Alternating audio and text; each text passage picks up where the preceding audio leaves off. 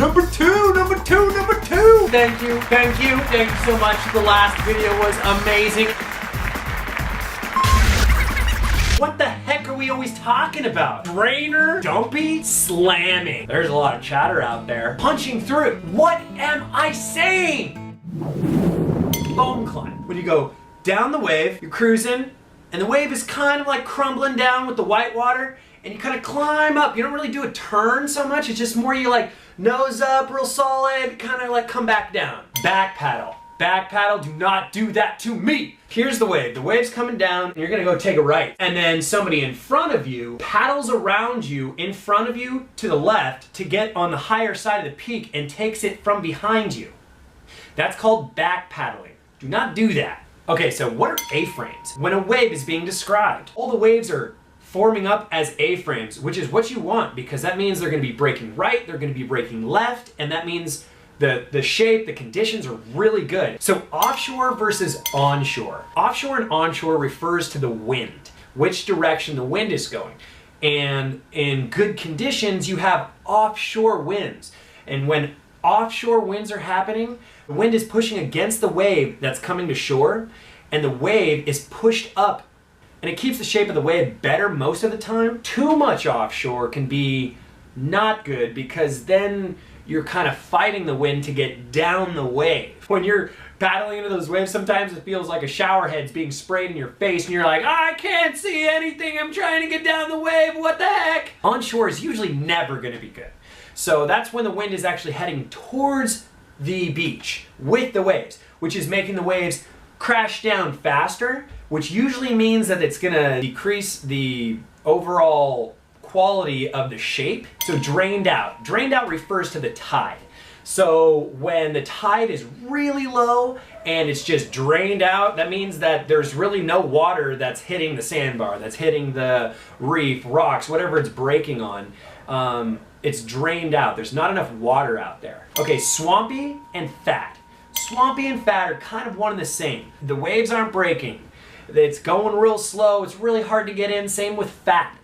Fat means that the wave's really fat and it's not really breaking. So it's rolling under everybody that's trying to paddle for the wave. So when it's swampy or fat out there, that means you need a big board, maybe a long board, or something easy to float on. Not a good condition. Blown out. Blown out refers to the wind. When it's blown out, it means that there's too much wind on the wave, and it makes for really choppy conditions that are not smooth, and it's not a good situation. For California, springtime. Blown out like every day with 15 to 25 knot winds. Yay! That's happening currently. Slamming. Slamming is when the wave is super hollow and it's just coming down. It could be really good shape, it could be bad shape, but either way, that wave is just going and when it slams, you gotta be careful with the boards because you might break one. Hamster wheel.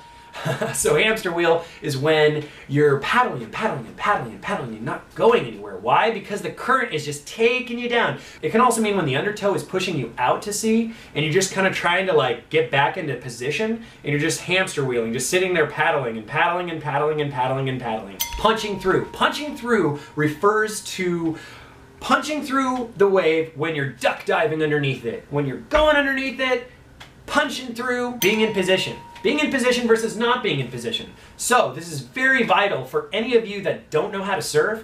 Being in position means that when you're on the higher side of the peak, say you're going right, that means you're going to be the furthest to the left if possible towards the peak, the top of the wave, when it breaks right. So if two people are going right, the furthest one to the right does not get to take the wave. The one behind him towards the peak gets to take the wave. That's being in position. Likewise with going left. Okay, being in sync. The best feeling because you're in sync with the ocean.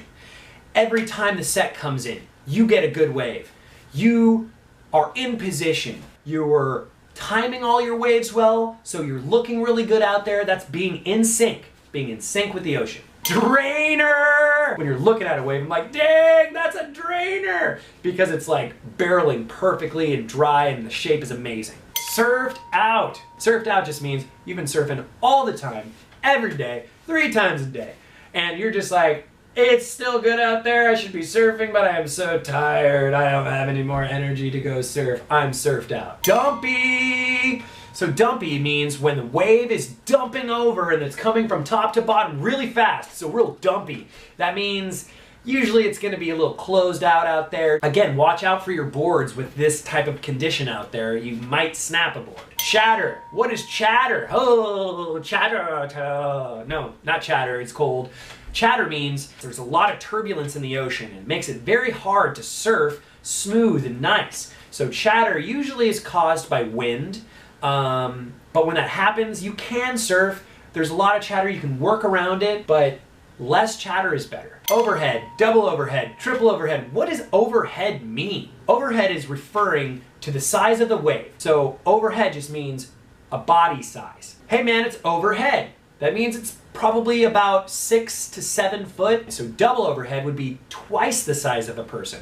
So that's gonna be like around 10 to 12 feet, 13 feet. That's what double overhead, triple overhead, then you're talking about 15 to 18 foot. Wedging. Wedging is kind of the same thing as dumpy, but wedging just means it's got a lot of pitch on it. The wave is coming out and wedging off, and it's got a lot of hollowness inside of the wave. It's wedging. Okay, so last but not least, over the falls. Whew! So when you fall or bail and you're on the wave, you have to remember a wave is moving forward and moving upward. So when you fall in that water, it's gonna suck you up. Not every time, but it's gonna suck you up and go over the falls, which is the worst situation you can be in when falling on a wave. Because when you fall and go over the falls, that's like the energy source of the wave. That explosion back onto the flat surface of the water is the most powerful area of the wave. So if you get sucked up into that over the falls, boom! That's gonna hurt. It's basically like falling twice. Thank you so much for listening. Please subscribe if you liked what you saw.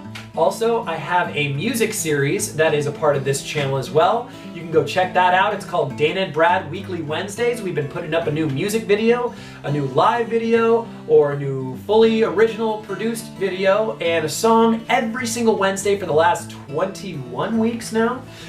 So go check that out if you're interested. Anyways, I'll see you guys next time. Surf on, brother! Surfer Brad here, and I'm here to tell you all about everything you need to know about surf slang. I'm talking about every single word in the dictionary, broski. On down the line, chasing the section, shacking out of your mind, crack, whack, carve, shack, snap, slam it, jam it. What am I talking about? Spitting barrels, mush balls, Barney, out the back, taking donuts. Inside section, quick up and out, being military. White caps, what are those? Kook, right here, in the pocket. Goobers, and the ocean takes a breath. What does that mean? Taking it on the head. The heck am I talking about? Okay, boogie on down the line. That means that you are